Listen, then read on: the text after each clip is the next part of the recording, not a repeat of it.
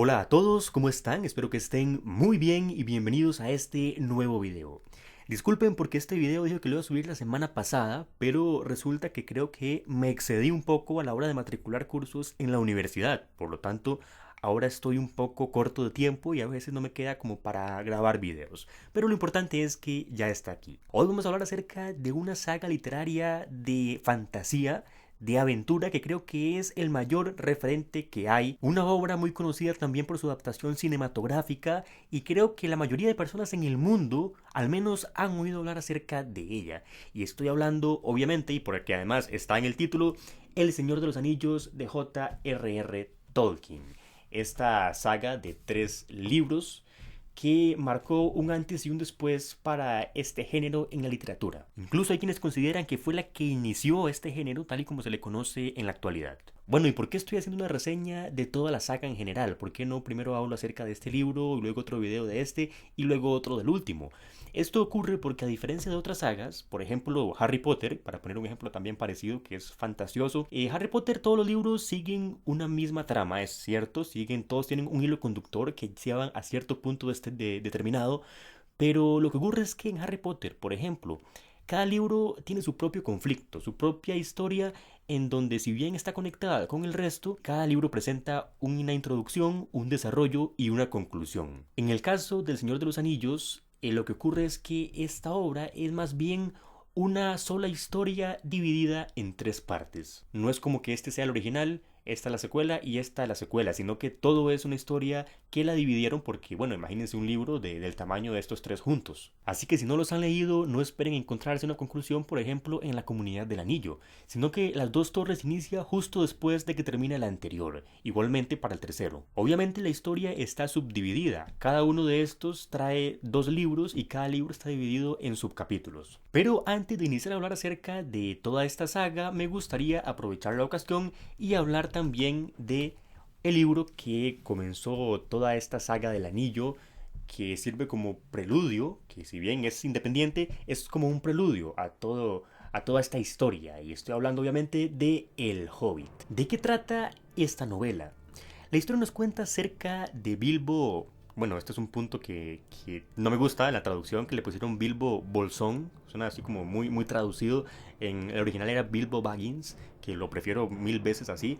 Pero bueno, de Bilbo, quien es un hobbit, que son unas criaturas fantasiosas que son parecidas a las personas, pero más pequeñitas y tienen ciertas características que se explican al comienzo de esta historia. Bilbo tiene una vida normal viviendo en los agujeros de Hobbit, que son agujeros hechos en la tierra, pero no son feos, sino que son bastante cómodos, tienen ahí sus muebles, tienen sus cositas, son muy interesantes. Y su vida es bastante normal, igual a la del resto de los hobbits, hasta que un día lo visita Gandalf, quien es un mago bastante conocido en la Tierra Media. Poco después de la visita de Gandalf llega un grupo de enanos y luego después vuelve a llegar el mismo Gandalf y lo convencen a ir a una aventura en busca de un tesoro, a recuperar una fortuna que les pertenecía antes a los de su especie, a los enanos, que ahora mismo está custodiada por un dragón en una montaña solitaria. Y de eso trata básicamente este libro. Ahora hablaré sobre las cosas que más me gustaron y las que no me gustaron.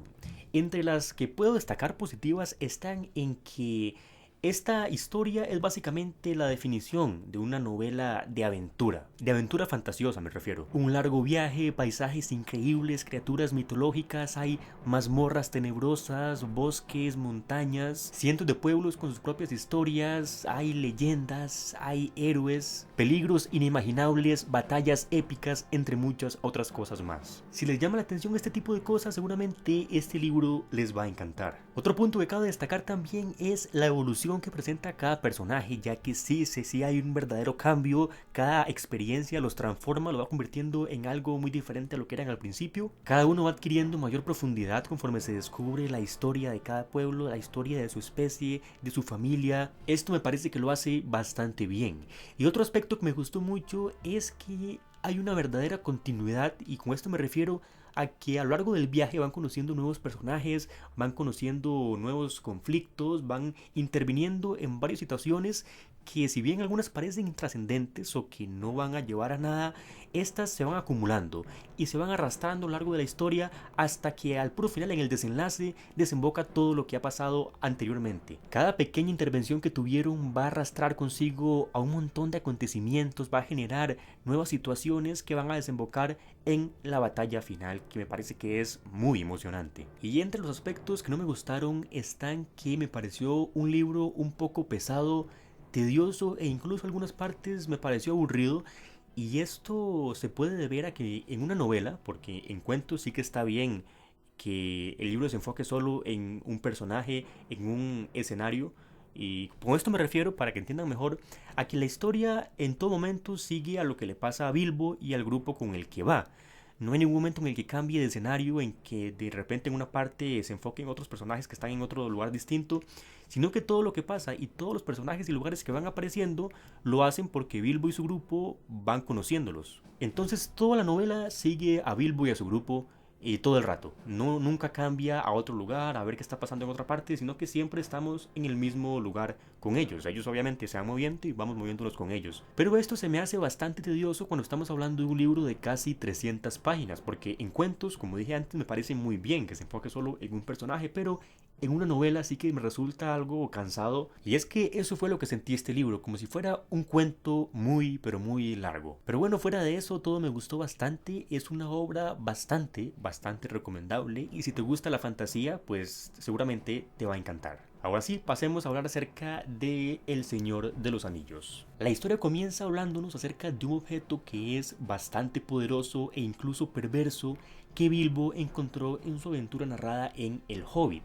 Un objeto que es mucho más importante de lo que parecía ser en un principio, y es capaz de acabar con el conflicto que se vive en la Tierra Media en esos momentos, pero acabar con el conflicto de una manera muy caótica y perversa. Este objeto es el Anillo Único, capaz de corromper a su portador, de seducirlo a este lado oscuro, por lo cual se le encomendará al sobrino de Bilbo, Frodo, llevar ese anillo hasta las grietas del destino y destruirlo ahí, porque esa es la única manera de acabar con ese objeto tan peligroso. El bien y el mal se verán enfrentados en una batalla de proporciones épicas en la que la única esperanza es la destrucción del Anillo Único. Bien, como dije antes, esta historia es una sola dividida en 3 partes. Por lo tanto, la comunidad del anillo me parece que es una introducción. Se introduce a todos los personajes, la trama, el conflicto, y se comienza a desarrollar la misma. Con esta parte me ocurrió lo mismo que con El Hobbit, ya que la historia se centra todo el tiempo en el grupo de protagonistas y en ningún momento cambia como de escenario o de personajes, sino que todo lo que va apareciendo es porque ese grupo se va encontrando con ello. Por lo que esta parte se me hizo muy pesada, muy densa, pero logró atraparme, ya que desde el principio se muestra ese conflicto que nos da a entender que es de magnitudes épicas, que de verdad toda la Tierra Media está en peligro, y da esa sensación de que hay un poder colosal que está por ahí, que es malvado, que hace que me enganche de una vez a la historia, a pesar de que me resulte bastante densa. En las 2 torres se continúa la trama comenzada por la comunidad del anillo, y aquí ya desaparece el problema del que les hablaba. Bueno, problema para mi gusto, que no me gusta que se centre solo en un personaje, porque aquí ya nos enfocamos en distintos escenarios a la vez, estamos cambiando de lugar, cambiando de personajes, y esto se me hace mucho más dinámico, por lo que se me hizo mucho más fácil de leer y mucho más entretenido. Aquí la trama se desarrolla, hay nuevos personajes, estos también se desarrollan y comienzan a llevar todo hacia el muy probable desenlace. Y en El Retorno del Rey se nos presenta ya este desenlace de magnitudes colosales, extraordinarias, esta batalla épica que es la Guerra del Anillo. Y es que este libro, eso es, un gran desenlace. Todos los personajes, todas las situaciones presentadas previamente desembocan aquí. Sin duda, este fue el libro que disfruté más y casi en ningún momento se me hizo pesado en comparación con los anteriores. Y bueno, voy a hablar acerca de lo que me gustó de esta obra, comenzando por la representación del viaje del héroe, ya que es uno de los mejores referentes que hay con respecto a este esquema, el viaje del héroe, este que es un personaje que vive su vida normal, cotidiana, hasta que hay un viaje que lo hace enfrentarse a otros poderes, por así decirlo, otros seres sumamente poderosos, situaciones que nunca antes ha vivido, situaciones que lo cambian completamente y hacen que vuelva ya distinto, ya con un aprendizaje nuevo, con poder nuevo, poder que ahora puede compartir al volver. Esta obra me parece que es la definición de este viaje del héroe, pero debo destacar que no es Frodo quien realiza este viaje del héroe. A pesar de que pueda parecer él como el más importante, el protagonista, él en realidad no tiene mucho desarrollo en la trama. El viaje del héroe no lo realiza Frodo, en mi opinión, lo realiza otro personaje. Y hablando de personajes, me gustó mucho el desarrollo que hay en ellos. Algunos obviamente no están tan bien desarrollados como otros porque hay una cantidad increíble de personajes, pero la mayoría de ellos y los más importantes sí que lo están. Y lo que más me gusta es que a lo largo de toda la historia se habla acerca de los días antiguos, de antiguos reyes que fueron gloriosos, de antiguos héroes, de antiguos conflictos. Es toda una mitología, un montón de leyendas. Y al final, esas leyendas son los mismos personajes, son quienes resultan convertirse en los nuevos héroes, los nuevos reyes, los nuevos ídolos para futuras poblaciones. Es bastante curioso ver cómo al inicio eran simples personajes comunes de su especie y luego se convierten en estos héroes, en los grandes héroes, en los grandes villanos que pasan a formar parte de lo que en el futuro serán los días antiguos. Y hay que reconocer la capacidad de Tolkien para crear toda esta mitología, toda la imaginación que debió tener, porque cada libro está lleno de mapas de los lugares, incluso el último libro al final trae unos apéndices que si te gustó esta saga, si de verdad la disfrutaste, te hiciste seguidor, un fan, es que simplemente vuela en la mente. Otra cosa que me gustó mucho es el sentimiento de nostalgia. En la historia se da por los días antiguos, por todas las leyendas y por los paisajes hermosos y por las aventuras, todos los personajes que conocen que se sabe que en algún momento pues dejarán de existir, que todo quedará atrás, que todo quedará en el olvido, como se refiere aquí a algunas historias ya de los días olvidados, de personajes, de héroes, de reyes que yacen en el olvido. Entonces se transmite mucho ese sentimiento de que en algún momento todo esto dejará de ser recordado, dejará de existir. Y me da la sensación de que conforme más tiempo pase, de que yo haya leído esta obra, más nostalgia sentiré al recordar a los personajes y a los paisajes y a todo lo que se narra aquí. Es como oír ese tema del soundtrack de la película que tiene una flauta incluso que es hermoso, que a mí se me eriza la piel, hace que sienta mucha nostalgia.